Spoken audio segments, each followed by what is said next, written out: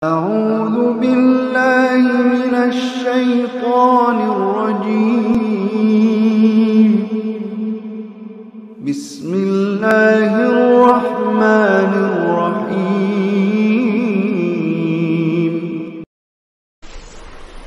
Assalamualaikum warahmatullahi wabarakatuh. Alhamdulillah wassalatu wassalamu ala rasulillah. Segala puji dan puja kehadirat Allah subhanahu wa ta'ala, juga salawat dan taslim kepada Nabi besar Muhammad sallallahu alaihi wa ala alihi wa sahbihi wasallam. Saudaraku seiman, seperti biasa di hari Kamis siang kita akan melanjutkan bahasan bedah buku kita Wanita Muslimah Ini dan Surgamu, yang ditulis oleh Syekh Abdullah bin Jarullah Alu Jarullah.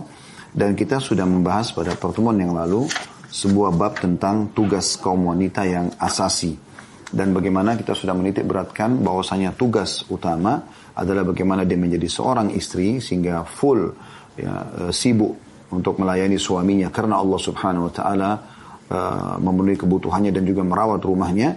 Dan pada saat dia bertambah status dan juga bertambah tugas, yaitu ibu, dan tentu juga dengan ini bertambah nilai pahala di sisi Allah subhanahu wa ta'ala, maka dia juga menambah, selain mengurus suaminya juga mengurus anak-anaknya. Dan ini tugas yang terpenting diciptakannya, sebab diciptakannya wanita dan bukan yang lainnya. Sementara prestasi-prestasi dunia semuanya hanya pelengkap saja, prestasi pendidikan, menjadi wanita karir dan seterusnya, ini hanya pelengkap saja. Yang utama adalah bagaimana dia menjadi seorang istri dan ibu, dan ini yang akan diminta pertanggungjawaban oleh Allah subhanahu wa ta'ala pada kiamat. Dan ini adalah pintu keselamatan bagi dia yang sudah panjang lebar kita paparkan pada pertemuan yang lalu. Baik teman-teman sekalian, kita akan lanjutkan dengan bab baru, dan bab ini tentu sudah sering kita singgung, tetapi ini dikhususkan oleh penulis dan ini saya rasa penting memang untuk dibahas, yaitu sudut pandang seputar pernikahan dini sebelum selesai belajar. Banyak orang menganggap menikah di umur 18 tahun, 19 tahun, 20 tahun ini terlalu muda bagi mereka seperti itu. Padahal sebenarnya dalam syariat Allah subhanahu wa ta'ala tidak ada sama sekali larangan berhubungan dengan masalah itu. Bahkan kalau seseorang itu merasa dirinya sudah ba'a, dalam hadis yang berbunyi kata Nabi SAW, ya ma'syar syabab man istata' minkumul ba'a, wahai sekalian anak muda, siapa yang diantarakan yang memiliki ba'a. Ba'a itu maksudnya kemampuan biologis ya. Lebih tepatnya seperti itu umumnya pendapat ulama mengatakan kemampuan biologis. Jadi si laki-laki melakukan biologis dengan istrinya sehingga ditumpahkan sperma, dan nanti kalau hamil dia siap membiayai hidup istrinya semampu dia. Lalu pada saat istrinya hamil dan punya anak, dia siap mengemban amanah menjadi ayah. Begitu juga seorang wanita dianggap dia ba'a pada saat dia sudah bisa melayani kebutuhan biologis suaminya. Kemudian juga pada saat hamil dan punya anak, dia siap untuk menjadi seorang ibu. Maka itu dianggap ba'a. Dan tidak ada hubungannya sama sekali pernikahan ini dengan masalah prestasi duniawi. Tidak ada hubungannya sama sekali dengan prestasi duniawi. Jadi ini perlu digarisbawahi dan perlu difahami baik-baik. Dan tentu kita tidak mengatakan menikahkan anak-anak di umur di bawah 10 tahun misalnya, atau masih sangat kanak-kanak, tidak. Tapi ada sebagian anak-anak atau anak-anak remaja yang memang sudah sangat dewasa, atau bahkan ada memang atau pernikahan itu bisa menjadi solusi bagi anak-anak yang sulit untuk dikontrol, sehingga dengan mendatangkan pasangan hidup buat dia, apakah suami ataupun istri, maka akan ada pengawas gitu ya, secara khusus yang akan membantu orang tua dalam mengawasi dan memberikan masukan-masukan kepada anaknya itu. Banyak kasus kami saksikan gitu. Ada seseorang yang kami kenal dulu, rahimahullah, sudah meninggal. Beliau memiliki cukup banyak anak. Ada salah satu anak perempuannya yang dia lihat gelagatnya sudah mulai kontek-kontekan sama laki-laki. Dia khawatirkan terjerumus ada pacaran, akhirnya terjadi perzinahan gitu. Maka spontanitas dia langsung nikahkan anaknya itu. Dia panggil, dia cari seorang laki-laki yang dia kenal saleh menurut dia, kemudian dia nikahkan ya. Setelah itu subhanallah, bertahap waktu anak ini tiba-tiba sudah berubah semua, karena ada suami yang akan mengawasi dia, kebutuhan biologis juga sudah terpenuhi gitu kan, dan akhirnya meringankan sekali beban orang tuanya ya. Begitu juga dengan anak laki-laki, pada saat dia tidak bisa dikontrol. Kemudian kita datangkan seorang wanita yang salihah yang bersedia untuk bisa mendampingi dia, kemudian membantu dia. Dan banyak sekali perubahan terjadi dari remaja-remaja laki-laki yang belum dewasa bisa jadi dewasa, merasa punya tanggung jawab. Karena didampingi oleh seorang wanita yang memang bijaksana, ya, seperti itulah. Jadi kita menambahkan 1 piring makanan untuk anak mantu kita, itu jauh lebih baik dibandingkan kita membiarkan anak kita bergaul bebas. Nah, ada persepsi yang tertanam, entah dari mana persepsi ini. Jadi tidak masalah anaknya bolak-balik gonta-ganti pasangan, pacaran di sini dalam arti kata, dan pacaran sebelum nikah sama dengan zina. Itu lebih baik bagi dia dibandingkan dia menyegerakan pernikahan. Kok bisa yang halal dianggap aib, memalukan, dan yang haram dianggap tidak ada masalah, ya. Dan ini hampir merata di wilayah-wilayah kaum muslimin karena menukil dari orang-orang non-muslim. Kebiasaan mereka beda dengan kita. Kita memang memiliki anjuran pernikahan dan merupakan atau dijadikan sebagai salah satu ibadah yang besar sekali pahalanya. Ya. Nabi SAW mengatakan, an-nikahu sunnati faman ragiba an sunnati falaysa minni. Nikah adalah bagian daripada sunnahku dan siapa yang menolak sunnahku maka bukan dari golonganku. Ya. Nabi SAW mengatakan, tazawwaju. Ya. Al-wadudul walud, menikahlah dengan wanita yang subur dan juga penuh kasih sayang, cinta dengan suaminya. Gitu. Fa inni mukatsirun bikum umam, karena aku sangat bangga dengan jumlah umatku pada hari kiamat. Jadi ada motivasi untuk menikah. Dan banyak sekali sahabat yang Nabi SAW ingatkan agar menikah, gitu kan. Dan setiap sahabat yang menikah, Nabi SAW ucapkan kalimat selamat kepada dia. Ya, disambut dengan sambutan yang meriah gitu ya. Dan itu terjadi. Seperti waktu Abdurrahman ibn Auf menikah, maka Nabi SAW gembira lalu mengatakan, aulim walau bisyat, iklankan walaupun dengan seekor domba saja gitu kan. Kemudian juga pada saat Anas bin Malik menikah, lalu Nabi SAW tanya, apa kau menikah dengan perawan atau janda? Dia mengatakan janda. Lalu kata Nabi SAW, bukankah tidaklah kau nikah dengan perawan, maka kau lebih bisa bercanda dengannya, atau dia bercanda denganmu? Tapi riwayat ini sering terputus sampai sini disampaikan. Sebenarnya ada lanjutan dalam beberapa riwayat. Waktu itu Anas bin Malik menjelaskan alasannya. Beliau mengatakan radhiyallahu anhu bahwasanya ayahku meninggal, ya, ayahnya Anas meninggal dan meninggalkan banyak anak-anak, dan Anas ini termasuk anak laki-laki yang paling tua gitu. Dan dia punya tanggung jawab. Dia bilang, kalau saya menikah sama perawan, maka mungkin waktu saya lebih banyak tersita dengannya. Sementara kalau saya nikah dengan janda, ya, yang punya pengalaman dalam rumah tangga, bisa membantu saya untuk menjaga adik-adik saya yang masih kecil. Nabi SAW membolehkan, ya. Jadi tadi cuma anjuran dari Nabi SAW. Jadi bukan aib untuk menikah dengan janda, ya gitu kan, janda ataupun gadis. Kalau Anda bisa dapatkan gadis dan Anda bisa meluangkan waktu karena akan tersita dengan candaan dan memang masa-masa yang diharapkan selalu bersama, itu bisa saja gitu. Tapi bukan aib kalau Anda punya pertimbangan untuk memilih janda, karena Nabi SAW sendiri memilih mayoritas pasangan beliau adalah janda dan hanya Aisyah radhiyallahu anha saja yang perawan atau gadis. Teman-teman sekalian, berbicara masalah pernikahan dini jangan disalah persepsikan. Bukan kami sedang membahas untuk menolak peraturan pemerintah yang menentukan umur tertentu. Bukan itu yang kita maksudkan. Tapi kita sedang menjelaskan globalnya, ya, hukum syariat Allah Subhanahu wa taala. Dan dini ini tidak ditentukan tentu batas umurnya, gitu kan. Jadi yang saya masukkan sini, banyak orang menunda-nunda pernikahan sampai melampaui batas gitu. Sampai 35 tahun, 40 tahun belum menikah, ya. Ini semua kenapa? Karena tadi kasus menunda-nunda pernikahan, menganggap tidak penting. Padahal itu bagian hal yang harus diperhatikan baik-baik oleh setiap orang tua. Setelah mendidik anaknya mulai beranjak dewasa, maka langkah selanjutnya adalah bagaimana pernikahan mereka, ya. Dan ini poin yang harus tidak luput dari setiap orang tua muslim, khususnya di Indonesia tentu dan umumnya di seluruh wilayah kaum muslimin. Maka ini perlu digarisbawahi. Dan Umar bin Khattab pernah menegur seseorang yang menunda-nunda pernikahan, lalu beliau mengatakan, ya, aku tidak melihat penundaan pernikahan ini kecuali karena adanya kelemahan dalam dirimu atau memang dosa yang sedang kau lakukan. Jadi yang membuat orang ragu selalu melangkah menikah, sudah layak sehingga, ya, atau saya mau menikah, saya belum punya pekerjaan, saya mau menikah tapi sekolah saya belum selesai, maksudnya kuliah saya belum selesai misalnya. Padahal sebenarnya tidak ada hubungannya prestasi dunia itu dengan pernikahan. Dan dia bisa menikah dengan apa yang dianjurkan oleh Nabi SAW, wa ankihul akfa'a minkum, menikahlah dengan orang yang sepadan dengan kalian. Kami punya teman-teman dulu di kampus Madinah pada saat kami S1 di asrama, karena kami di asrama kan mirip seperti pesantren tapi kuliah ya. Teman-teman kami yang menikah, Masya Allah mereka tidak terganggu kuliahnya, gitu kan. Bahkan mereka sampai ada beberapa anak mereka yang lahir di kota Rasulullah SAW di Madinah, dan itu bukan aib, gitu.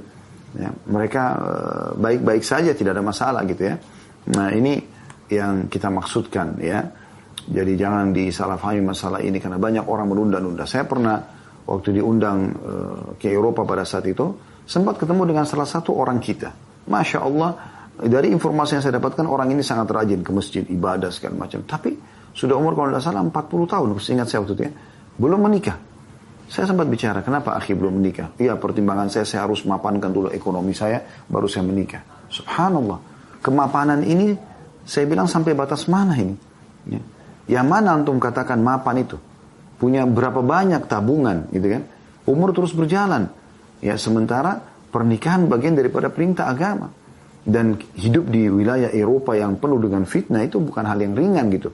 Ya. Tapi subhanallah, ya hidayah di tangan Allah SWT. Kami hanya bisa memberikan masukan dan nasihat, tapi tentu setiap orang punya hak untuk menentukan jalan hidupnya. Baik, saya akan bacakan yang ditulis oleh Syekh Abdullah. Beliau mengatakan, setiap muslim pasti mengetahui bahwa Allah memerintahkan menikah, menganjurkan dan memotivasinya. Karena memang menikah itu membawa banyak keuntungan secara pribadi dan untuk masyarakat. Jadi secara pribadi dia diuntungkan karena dia punya pasangan hidup. Ada teman untuk makan sama-sama, tidur sama-sama, ya, bercanda, memenuhi kebutuhan biologis, saling berbagi, meringankan beban atau kesedihan. Kan ada teman kita untuk mengobrol gitu. Dan yang paling tepat memang laki-laki sama perempuan. Makanya Allah jadikan pasangan laki-laki dan perempuan ya sebagai tempat untuk kita ngobrol, diskusi dan segala macam gitu ya. Dan ini hal yang bermanfaat secara pribadi dan secara masyarakat, maksudnya akan sangat meredahkan pernikahan, itu meredahkan perzinahan. Ya. Karena kalau sudah menikah, ya, apalagi sudah terpenuhi kebutuhan dia, maka tidak ada lagi namanya sengaja mengganggu anak orang, sengaja mengganggu istri orang, sengaja mengganggu suami orang. Banyak maslahat masyarakat yang terbaiki, ya, atau menjadi baik karena pernikahan tersebut. Beliau mengangkat firman Allah Subhanahu wa taala di antara perintah Allah yang sangat jelas dari 1400 tahun sekian yang lalu tentang anjuran menikah, yaitu surah An-Nisa ayat 3. A'udzu billahi minasyaitonir rajim. Fankihu ma taba lakum minan nisa'i mathna wa thulatha wa ruba'. Fa in khiftum alla ta'dilu fawahidatan aw ma malakat aymanukum. Al-ayat masih sampai sini, masih ada lanjutan ayat, tapi sampai sini dijadikan saksi bahasan. Kata Allah, maka kawinilah wanita-wanita yang kamu sukai, 2, 3 ataupun 4. Ya. Kemudian jika kamu takut tidak akan atau tidak dapat berlaku adil, maka kawinilah atau nikahilah seorang saja atau budak-budak yang kamu miliki.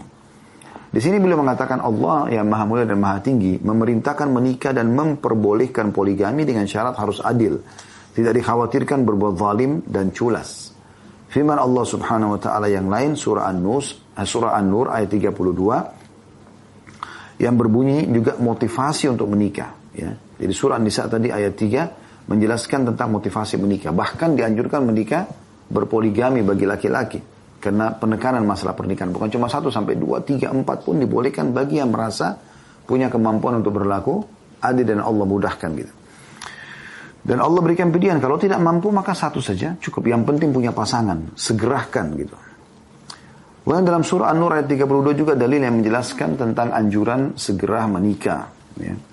Bunyinya a'udzubillahi minasyaitonirrajim wa ankihul ayama minkum was-salihin min ibadikum wa imaikum iyakunu fuqara yughnihimullahu min fadli wallahu wasi'un alim. Dan kawinkanlah orang-orang yang sendiri di antara kamu dan orang-orang yang patut kawin dari hamba-hamba sahayamu yang perempuan.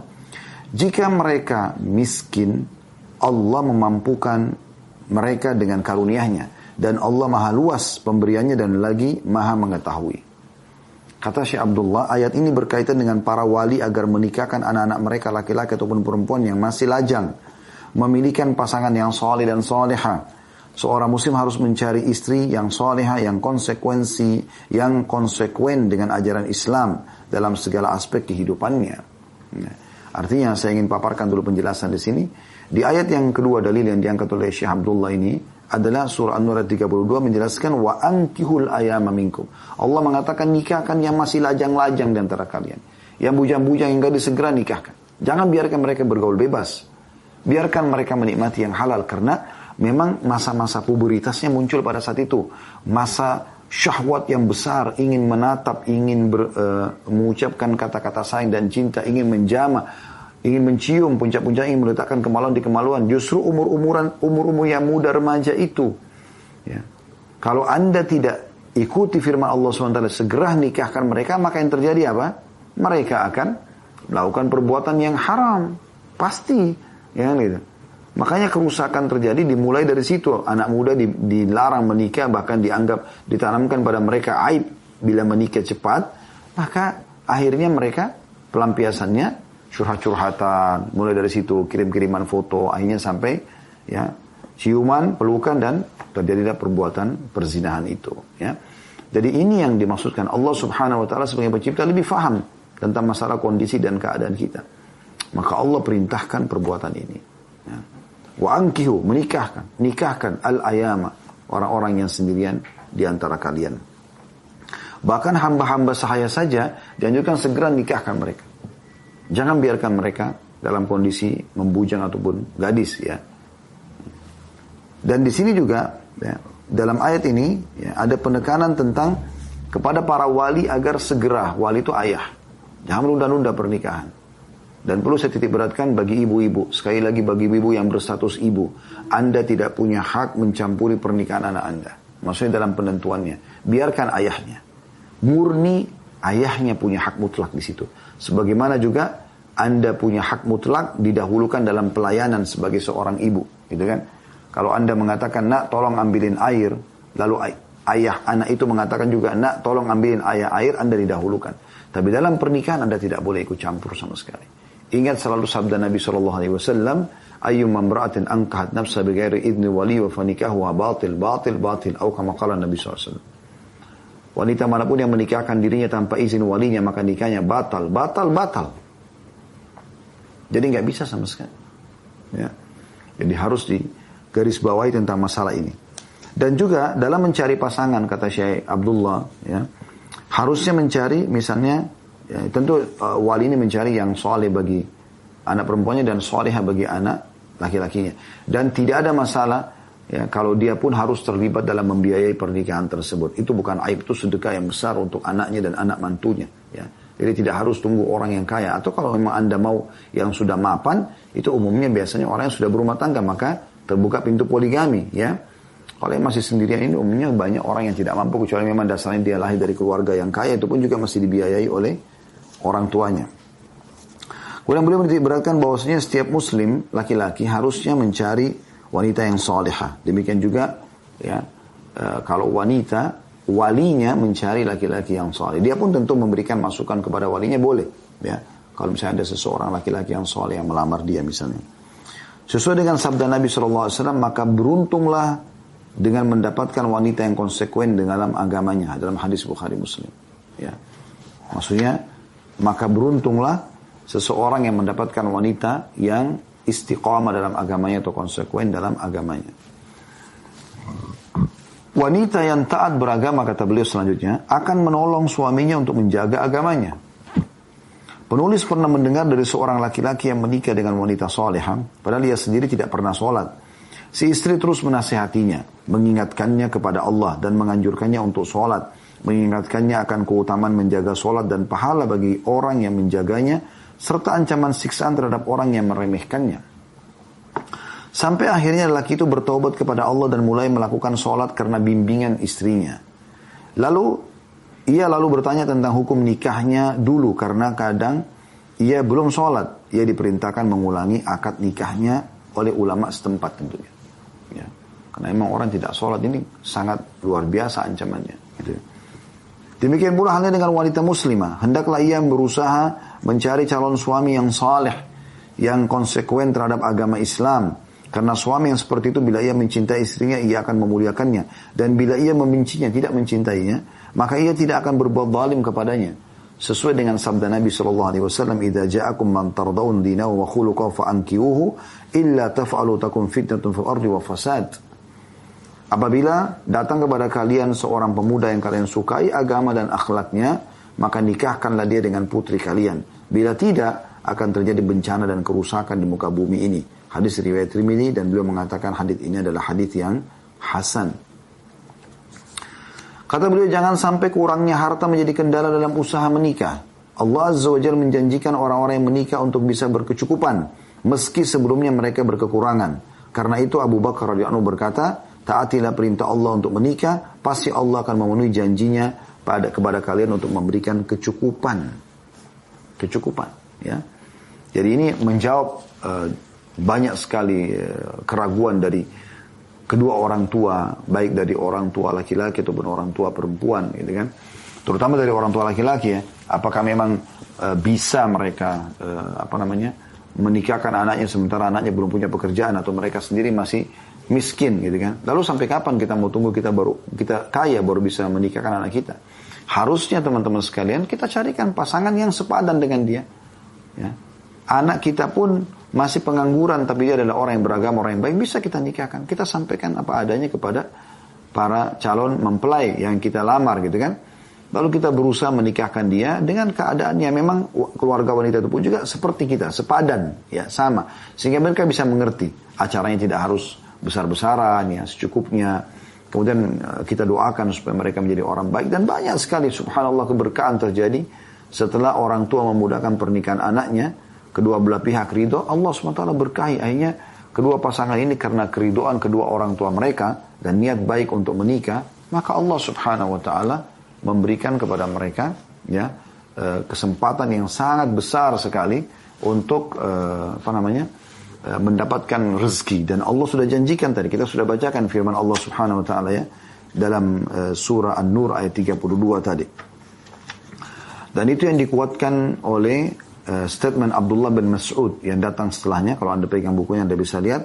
Ibnu Mas'ud radhiyallahu anhu berkata, carilah kekayaan dengan menikah, karena Allah Subhanahu wa taala telah berfirman dalam An-Nur ayat 32. Kita ulangi lagi ayatnya. A'udzu billahi minasyaitonir rajim wa ankihul ayama minkum was-salihin min ibadikum wa imaikum in yakunu fuqara yughnihimullahu min fadli. Dan kawinkanlah orang-orang yang sendiri di antara kamu dan orang-orang yang patut menikah dari hamba-hamba sahaya, walaupun budakmu, nikahkan juga, gitu kan. Jika mereka miskin, Allah akan memampukan mereka dengan karunia-Nya. Kalau dia niat menikah karena Allah, Allah akan berikan kekayaan. Saya ulangi kembali statement Abu Bakar yang sudah kita bacakan tadi. Kata Abu Bakar, taatilah perintah Allah untuk menikah. Menikah saja dulu. Maka pasti Allah akan memenuhi janjinya kepada kalian untuk memberikan kecukupan. Ini salah satu keutamaan Abu Bakar yang luar biasa, teman-teman sekalian. Makanya Abdullah bin Mas'ud berkata radhiyallahu anhu, kami dari sisi ibadah sama dengan Abu Bakar, karena Abu Bakar sholat, kami sholat. Abu Bakar puasa, kami puasa. Abu Bakar jihad, kami jihad. Tapi kami tidak bisa menyamai Abu Bakar dari sisi keyakinannya. Apa yang Allah dan Rasulnya katakan A, ya A bagi dia. Benar pasti benar. Apa yang dikatakan Allah dan Rasulnya salah, maka salah. Walaupun seluruh dunia ini tidak sejalan dengan dia. Keyakinan yang luar biasa. Keyakinan seorang mukmin. Maka di sini beliau ingatkan masalah itu. Jalankan saja perintah Allah dalam pernikahan. Niscaya Allah akan penuhi janjinya memberikan kecukupan dengan pernikahan itu. Dan ini harus diikuti dengan keyakinan. Tidak usah khawatir. Apalagi kita sebagai orang beriman faham sekali tentang masalah rezeki itu memang ada. Rezeki itu memang ada, ya. Ditentukan rezeki itu, sudah ditentukan. Kalau kita menikah berrezeki, kita ada rezeki, istri kita ada. Rezeki kita ada, rezeki suami kita ada. Ada anak-anak, rezeki anak-anak juga ada. Jadi kayak tergabungkan semua, maka akan lebih baik dan lebih berkah tentunya. Ya. Sehingga tidak usah ketakutan. Saya pernah juga menghadiri pernikahan seseorang. Waktu itu saya diminta untuk memberikan tausiah. Seorang laki-laki menikah. Waktu itu dia poligami, istri kedua. Istri keduanya ini sudah umur, kalau saya tidak salah ya, 34 atau 35 tahun. Dan lagi menyelesaikan studi S3-nya. Jadi rupanya perempuan ini karena sibuk dengan mengejar prestasi akademiknya, sampai akhirnya tidak sampai menikah. Alhamdulillah bisa menikah dengan temannya gitu ya, yang akhirnya melamar dan menikah dengan dia. Bayangkan tertunda sampai 35 tahun. Artinya kalau sampai umur 40 tahun dia manufos, dia tidak punya kesempatan untuk punya anak. Kecuali di 5 tahun itu pun kalau Allah langsung berikan kepada dia gitu. Tapi kalau dia menikah di umur 18 tahun, 19 tahun, 20 tahun, ya masih banyak jeda waktu yang dia bisa